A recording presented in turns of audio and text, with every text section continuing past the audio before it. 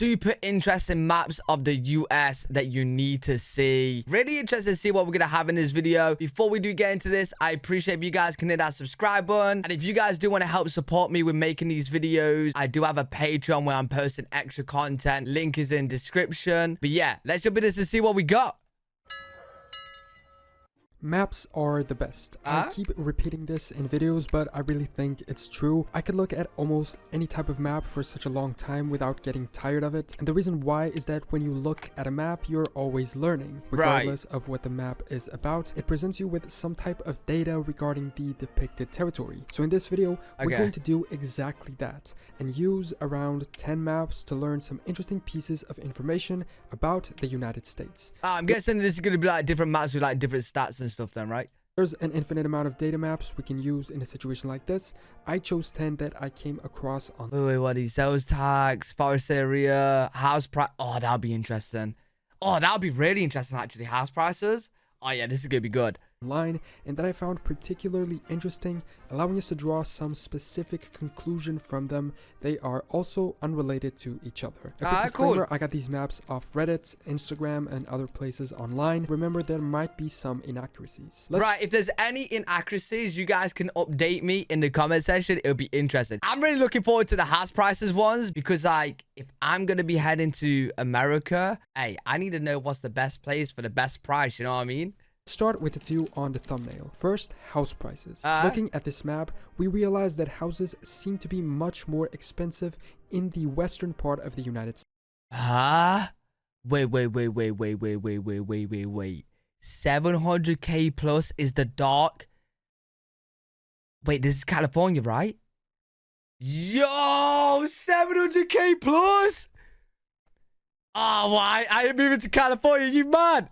States. This surprised me. I knew urban centers were very expensive in the West, but I assumed all. What's this place right here? Yo, that's crazy for a place in the middle of America. Normally, the more like middle you are in a country, the cheaper it is. What? And this is 700k. This place right here.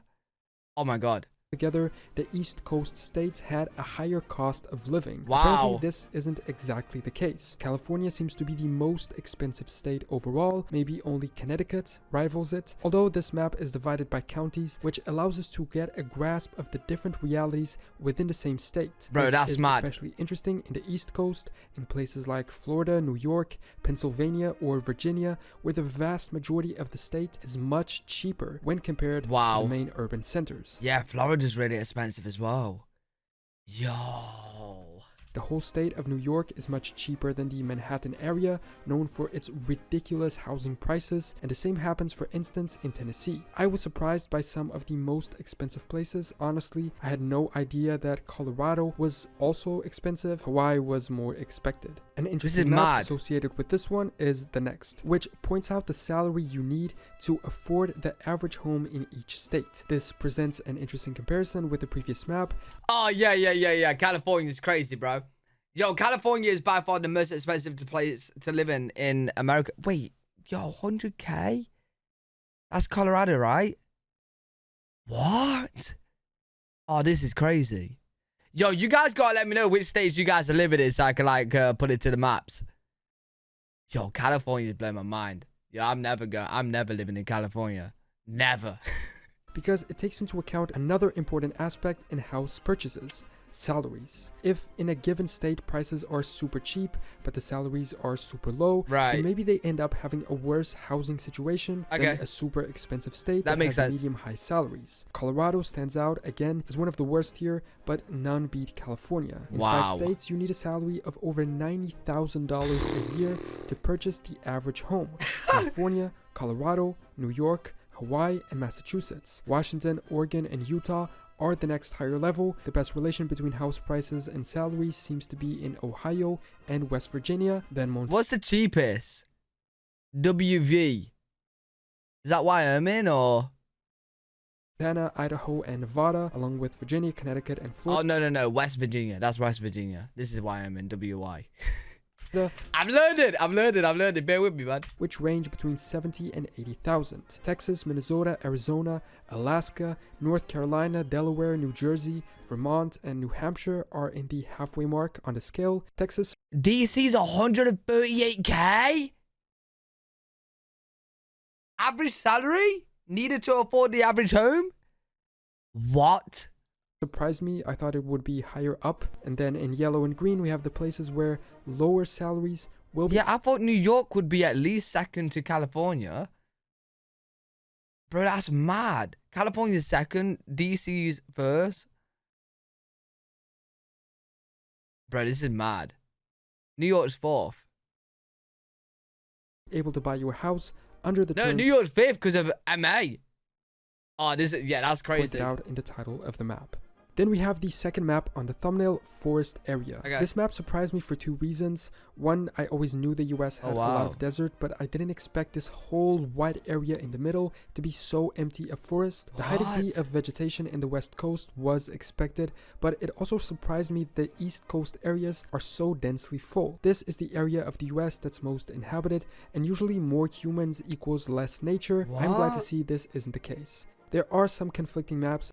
This is pretty much the more humans, the more forests, and the less humans, less forests. It's the opposite. About this though, although I think the key differences lie in one being a map of virgin forest, meaning naturally occurring, and the other including all, meaning also the ones that were planted by humans. Okay. The series of three maps, one from 1620, the other from 1850, and the last from 1926, shows us how devastated the virgin forest of the US has been, with the majority of it disappearing and being cut down. The areas roughly coincide in all the maps, with the desert areas always being there. Is the first map accurate in representing forests today? Let me know in the comments. Interesting. Now, before we keep going, a quick message from today's sponsor, Masterworks. By now, we've studied this video is so interesting. I can't lie, bro. And we know some events super interesting. Priority access and skip it through the link in the description. Now, back to the video. What we got? The forest coverage doesn't seem to affect or create any associated trends in the presence of animal predators. Wait. Largest land predator in each US state? What? Yo, I knew like there was bears in America, but I didn't know there was across the whole of America. What? Black bears everywhere, bro. Oh, I'm gonna go to America. I'm gonna be attacked by a black bear. I'm telling you right now. American alligator. Okay, yep. In the south. American crocodile, Florida. Right? I thought Florida was alligators, but crocodiles, fair enough. Coyote. Okay. Domestic cat. Where's that? Hey, what are these? Oh, is this Hawaii? Domestic cat? Grizzly bear? Wait, grizzly bears are the ones that will attack you, right? They're more dangerous than black bears, right?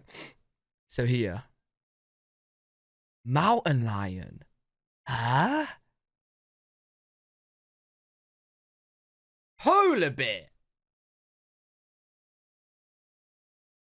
Oh, maybe I'm colorblind because I thought polar bear was down here south. I was like, wait, I've never heard of a polar bear in actual like South America or mainland America.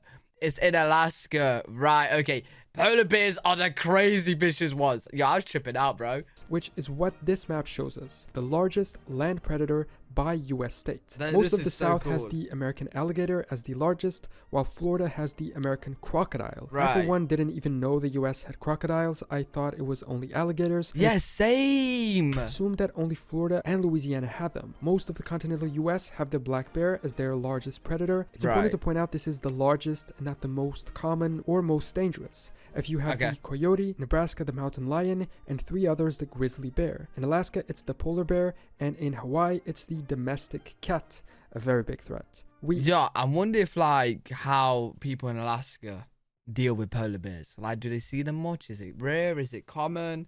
Because I've heard they can be very, very, very dangerous, bro. Essentially conclude that there are few states in the US where some type of bear isn't the biggest predator. This next map is old, it's from 1942, and it shows us the resources of the United States. It mixes extracted but also produced resources, so it's a little confusing, but it's interesting to see what so much is going on here. Came from where at the time. It doesn't specify a lot. For instance, all the ores are grouped up, but we get to see how mineral extraction was somewhat common throughout the entire territory, and also point out a few regional tendencies. The Northwest and Northeast seem to be the main origins of timber, while the South was where all the cotton came from, with grain being more common further north. California seemed to be the only state where fruit was produced, and sheep and pigs were mostly produced in the middle western area. Of course, this is now incredibly outdated. The closest version of this map that I could find was this one. It shows us the most profitable industry per state. The Middle West of the country still has meat as its biggest industry. Wait, rocket ships. That's cool. What, they got a lot of sales for rocket ships in these states? Which shows perhaps animal farming is still prevalent. Surprisingly. Wait, what is this? Is this pizza? What is it? I can't see. Oh. It says minerals products. Okay. A lot of states have aerospace as their most profitable sector. Maybe this includes air travel, with even more having mechanics and machinery. Extraction is also fairly common, like in Texas, and automotive too. Maine stands out by being the only continental state in which fishing is #1. Only Alaska. Yo, what state is most profitable drugs? What? Oh, chemicals. Bro, is this where Breaking Bad was? Yo, wait. You gotta tell me, where was Breaking Bad like based? Because if it was based here, that is literally perfect. Alaska also has it, just like Massachusetts with precision instruments, whatever that is, or Wyoming with chemicals. A lot has changed between the 20th and 21st centuries, this is so cool. But it's cool to see how some connections in industries still exist in specific states, it really as well as how much things have changed. Another map that shows us different categories per state is this one, which tells us the most common restaurant cuisine in each state. Pub? Wait, you have pubs in America? Huh? Wait. Yo, these maps are so good, man. I hope you guys are enjoying this as much as I am. Asian, and I know I'm pausing a lot, but I'm learning so much. I feel like I have to take these maps in. Asian food, fast food. Yeah, I thought fast food would be the whole of America. I'm disappointed. Mexican, yo. Oh, I like that. I was having a chat with you guys on my stream yesterday about Mexican food, and you guys were saying how like the UK sucks, and it did. The menu did suck. But yo, I didn't realize this like most common is this much. Pizza, okay. Pub. Most common restaurant is a pub. I'm so surprised by that. Seafood, yeah. Yo, that's mad.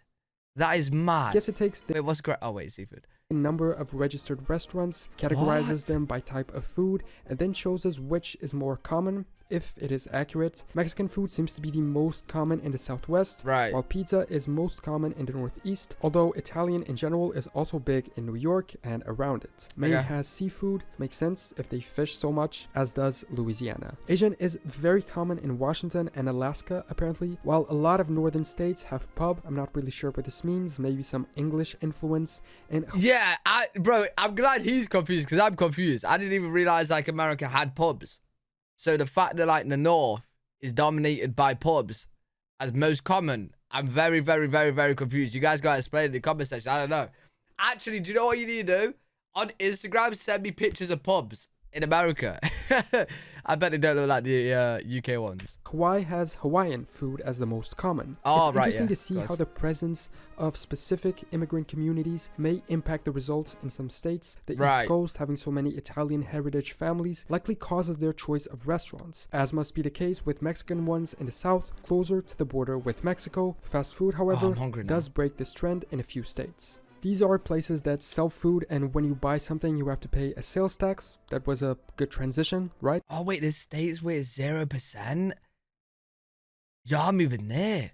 Here is a map that shows us the sales tax percentage by county in the US. I'm not sure if the gray ones are 0%. I highly doubt it, or if there was just missing information. Again, if you know, let me know in the comments. It's weird to see how inside the same country a tax rate can vary so much. Although I guess we need to remember the US is a federal state and they're almost a group of countries together. So it makes some sense that they each have their own laws. It literally is like 50 different countries in one, bro. That's how I see America now. In Europe, I don't think any countries have different tax rates for different areas within themselves. No, even they in don't. federal countries like Germany, for instance. But let me know if I'm wrong about this. These southern states seem to be the highest here in red, although Arizona and California, as well as Washington, have high percentages too. New York seems to be the only East Coast state where they're higher, and Maine seems to be the lowest, along with Alaska and Hawaii. This isn't necessarily bad. I guess it depends on your point of view about taxes. Also, the percentage isn't as... Yo, you guys are getting taxed hard here. Hard. Important as the base cost of the products. And differences in counties are infinite. The most obvious one is the size of them in terms of area. Counties in the east coast of the US are much smaller, while as you move west, they become larger, mostly because they are less populated and more filled with nature, even if it's desert. Some bigger states maybe have 10 to 15 counties, while small ones reach up to 30. The east of the US was colonized first, and so its history goes further back, having had more time to grow and develop. Makes sense. Along with other factors, led to more people settling there. The biggest explanation for this difference really is population density, as we can see here on this. Man, your country's so big. It is actually so big. Like population per square, per square mile.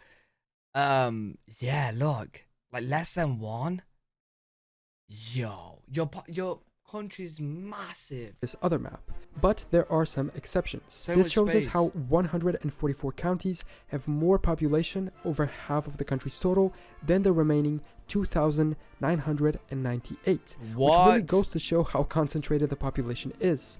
Although it does put into question the argument I just made, a lot of these more populated counties are in the West, and they have large sizes. So why aren't they separated or organized into smaller ones? Perhaps the answer to the question lies more in the time in which the eastern states were created and organized earlier in history, in comparison to the later establishment and territorial organization of the western and center ones. And yo, Texas just grew massive, bro. Establishment. Look at this. Ready? Boom. Republic of Texas. They're like, nah. Oh, wait, disputed between. Oh, okay, so it's disputed. And then Texas got it. Ready? Organization of the Western Boom. and Center ones. And finally, wait, that was... Oh, yo, this was all in Mexico? Wait, what happened? How did America just take Mexico? Wait, what? See, that makes sense how, like, Spanish is, like, a big language in this part. And Mexican food is massive here. Wait, what happened here then? And territorial. How did you just acquire Mexico? Look. You took this part, disputed, boom. Organization of the Western. Texas took it, and then you got this part, boom. Center ones. And finally, this map shows us every place in the US that has had or has a woman in Congress. Some have had at least one woman in the House of Representatives, others have had at least one in the Senate, and some have had them in both houses of the US Congress. Although it's interesting to see how some have had neither, it's really surprising to find that some states, the ones in gray, have had very few women to represent them politically. Mississippi and Vermont, for instance, have never had either according to this map. A very shocking discovery for me if this is accurate.